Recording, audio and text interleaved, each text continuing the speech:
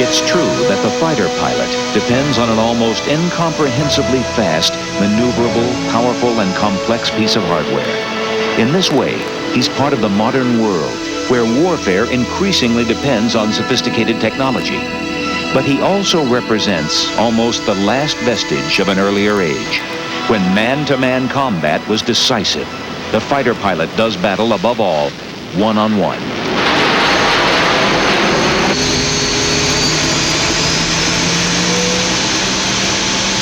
But how close does the modern fighter jock square with the myth of the aerial gladiator?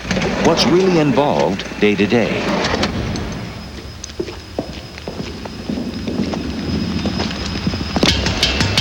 Hey, Jules.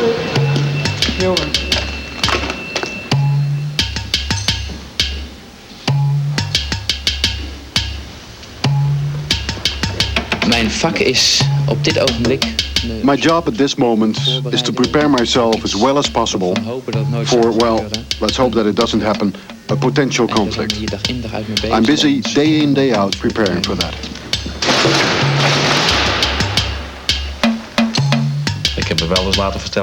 I've heard it said that a pilot is a special kind of person. I think he's someone who knows who he is, has good reactions, and can analyze a situation in a split second. The fighter pilot, who may be barely out of his teens, must be physically and mentally equipped to take command of a $20 million machine, carrying enough weapons to start a major war. These men are a special breed, whichever way you look at it. Their story goes back some 80 years.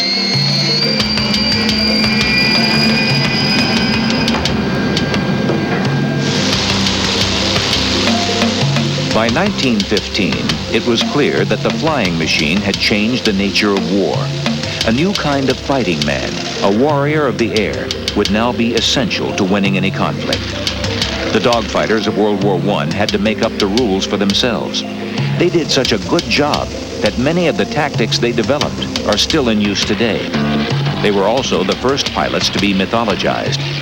World War I aces like Baron von Richthofen, Leno Hawker, and Adolf Pegot became household names.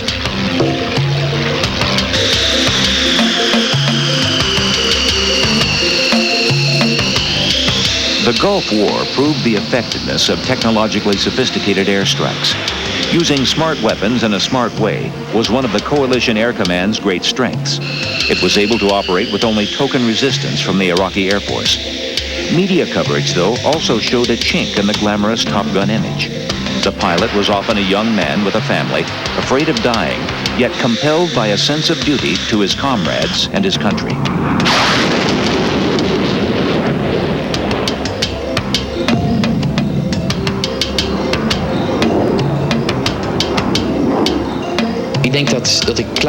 I think I was ready to go, but I wouldn't have jumped up and just asked to go.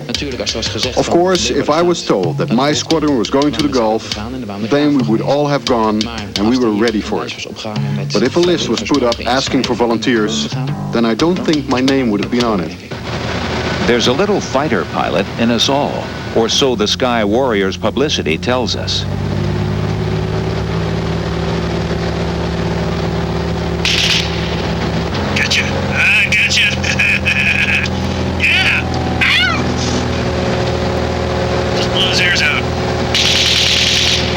Sky Warriors is one of two organizations in the U.S. that provides civilians the chance to experience the sometimes sickening thrill of aerial combat. For about $500, you get to fly a Beech T-34 Mentor, a 1950s Air Force trainer, complete with reflector gun sight and a smoke generator to add realism when you chalk up that kill. Hi, Larry Woodward, Mark Mars. How you doing, Larry? Flying a couple phases here. Oh, hey, this is John Spencer. Welcome. Hi, John. All right. Biggest advantage that we have in this group of pilots here is that everybody that sits back there is a fighter pilot that's been flying high-performance airplanes.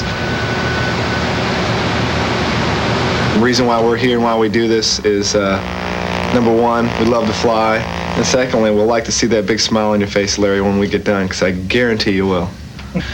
The first thing to understand about air combat maneuvering or basic fighter maneuvering, is it's all energy management. How well you manage your energy, assuming that you start with an equal amount of energy to your opponent, and hopefully a little bit more, how well you manage your energy will determine the outcome of the fight. That's the first thing. The second thing, up here, lose sight, lose the fight. If you lose sight of your opponent, and he's got you in sight, you now become predictable as you're looking for him, and he will figure out a way very quickly to get in a position behind you and take you out. For whatever it's worth, I haven't tried to trade it in for anything, but I ended up with about 1,000 hours of combat time and 446 combat missions, which, as somebody pointed out the other day, makes me real lucky just to be here.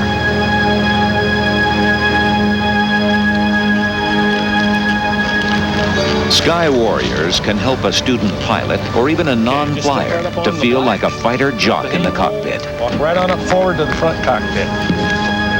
My flying experience is about 34 hours as a student pilot and many hours doing computer games. You've come here because you want to know what it's like to be a fighter pilot. We're not going to make you the ace of the base by this afternoon. So there's no pressure on you to perform. But what we are going to do is we're going to show you what it feels like, what it looks like. You'll have a good time. If you want to fly the entire mission, you fly it. If you wanted to have me demonstrate something to you, you just ask.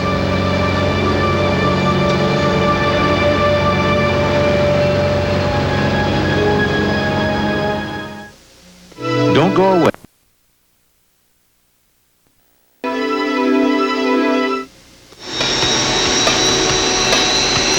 At the controls of the illustrious F-15 Eagle, you punch through 12,000 feet of air in less than 1 minute.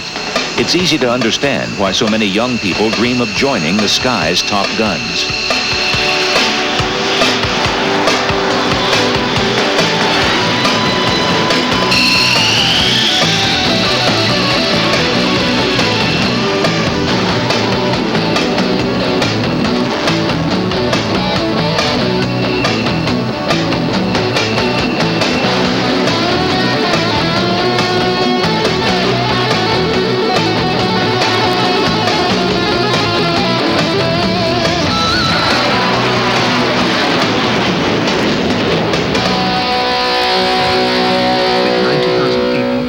In Britain, more than 8,000 young men and women apply to join the Royal Air Force every year.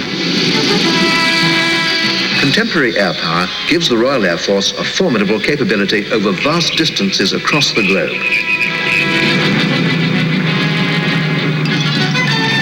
The local recruiting office is where the application process begins. Good afternoon. How can I help you? I'm interested in a career in the Air Force. What particular trades? Pilot or navigator.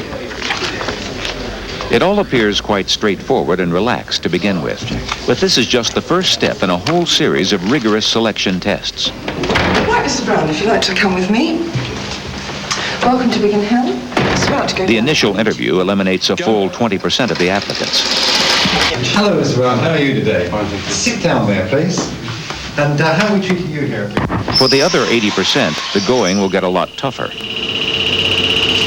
3, 2, 1, go! Right, well done. Right, now if you can feed the plank across to us. Just get down, help. Candidates are put through 2 days of high-pressure scrutiny. They probe your health, leadership skills, intelligence, and everything else imaginable. Right, okay, good. Half the applicants are sent home at the end of the first day. Okay, but it needs to go tightly, back tightly against the wall. Some just because they're too big. The 4.5 hours they spend behind a computer screen add up to one of the most sophisticated aptitude assessment techniques in the world. This is where future careers are made or broken. The measurement of aptitude for such high-performance tasks as pilot and navigator for the Royal Air Force is crucial. The nearer one can identify aptitudes for flying, the cheaper or the less expensive the training regime will be. Bear in mind that it costs £3 to £4 million to train a fast jet pilot nowadays. Any failure in that training system is very expensive. So our role here is to identify as many of the right aptitudes as possible which predict for success in flying training. Surprisingly, the origin of this eye-hand coordination test goes back to the 1930s. It was used to evaluate RAF pilots before the Battle of Britain in 1940. It proved so effective that when transferred to computer, it wasn't changed at all. Interestingly, some clear differences are emerging between the men and women being tested. What we're finding broadly is that the women have got faster powers of observation, seeing things quicker. And the young men's coordination, that is on the test that we have, they get better scores. Right, Miss Gardner, that was interesting listening to you. Right, nothing in your background about the Air Force, so why do you want to join the Air Force? Well, basically the flying. Look! Roads! Look! Roads! Look! Quickly, come on, quickly. Turn around, move down. But getting behind the controls of an airplane is still a long way off. While the advanced trainees learn to fly, the new recruits go through 18 weeks of initial officer training. They've got to learn to be soldiers first. RAF Valley. This is where the student pilots get their first taste of flying in a bona fide jet. They've been grounded for 8 weeks, studying the finer points of the aerodynamics of their new craft. Today, they're going to apply many of the flying skills and procedures they've already learned on propeller aircraft. Only now, they'll have to cope with vastly greater speeds.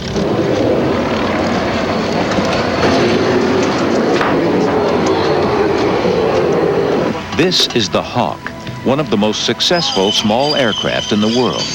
It's powered by a single Rolls-Royce Adour engine with 5,700 pounds of thrust.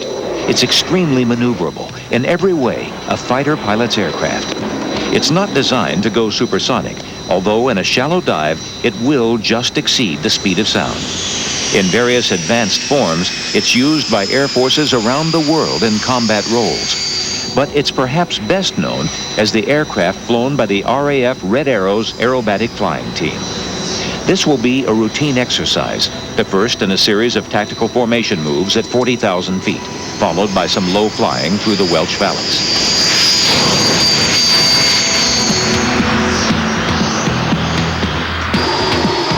Right from the start, the military way of flying an airplane is different. Formation takeoffs, for example.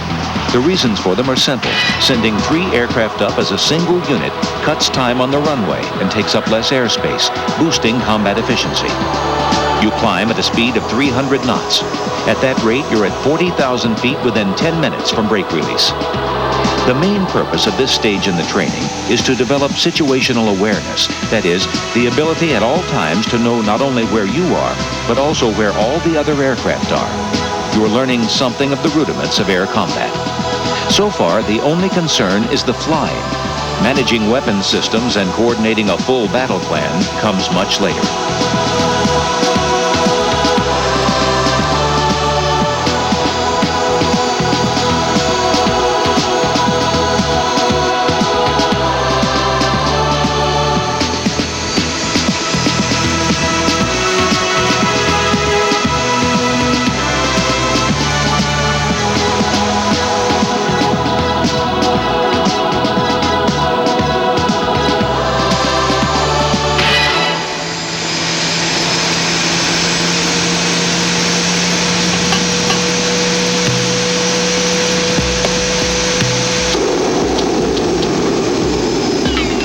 Breaking off, the planes head for the valleys.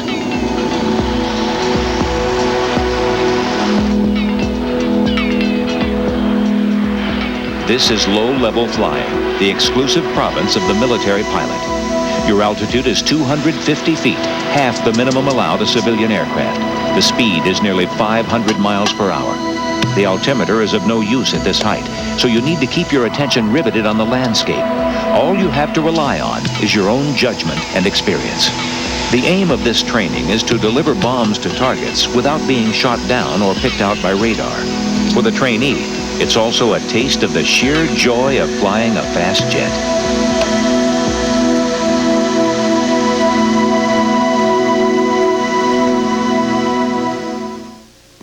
Skybound will return in a moment.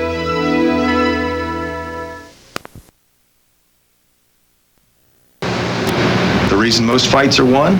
is for aggressiveness. That's what fighter pilots are all about. But the reason most fights are lost is because of aggressiveness too. You got to know where the line is. As he gets down here around like this and starts to become a threat, we really crank it around. If he can't make this square turn to get back here, what happens?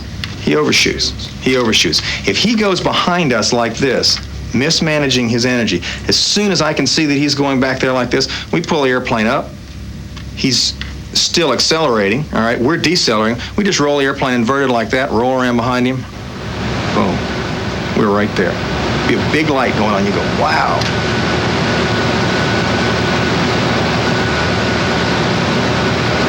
Remember, this whole thing is a three-dimensional business, not based on the ground, not based on the horizon. It's all based on the other airplane and what he's doing. So it's like playing pool.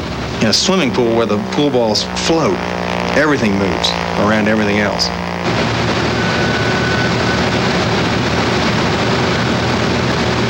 Vandaag, objective, een 4-ship low cap. En vanwege het weer gaan we... Leeuwarden, Holland, the 322nd Squadron of the Royal Netherlands Air Force.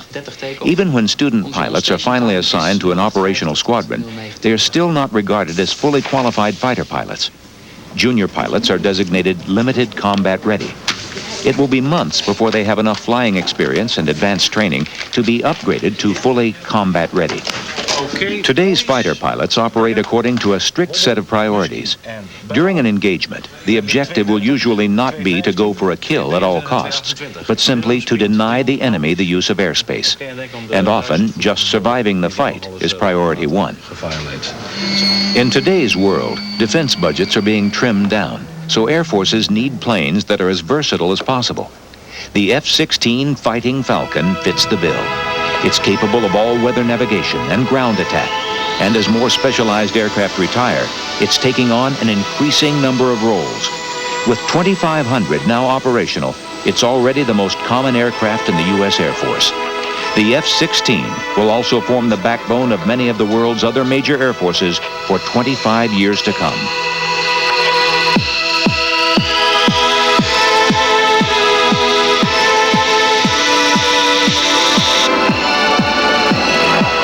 Once you engage an enemy aircraft, you have about 45 seconds to gain the advantage. If after 1 minute you're still stalemated, the odds will quickly turn against you. Modern aerial warfare has been reduced to the 1-minute engagement. The pilot must continually weigh his chances and decide whether to fight or run. Despite operating in a web of rules and regulations, once he's in close-in combat, the pilot is on his own.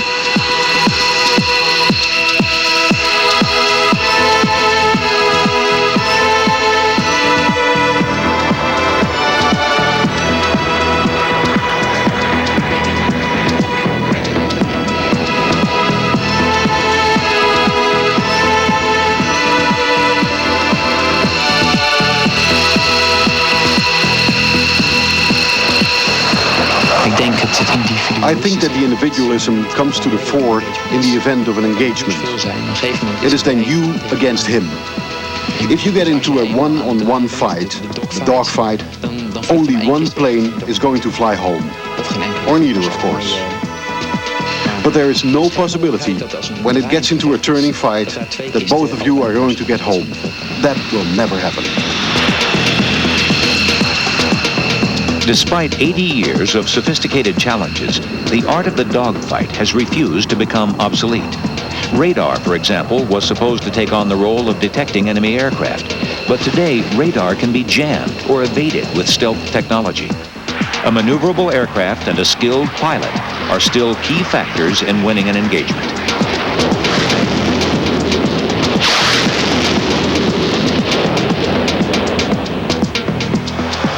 The new buzzword in fighter aviation is super maneuverability.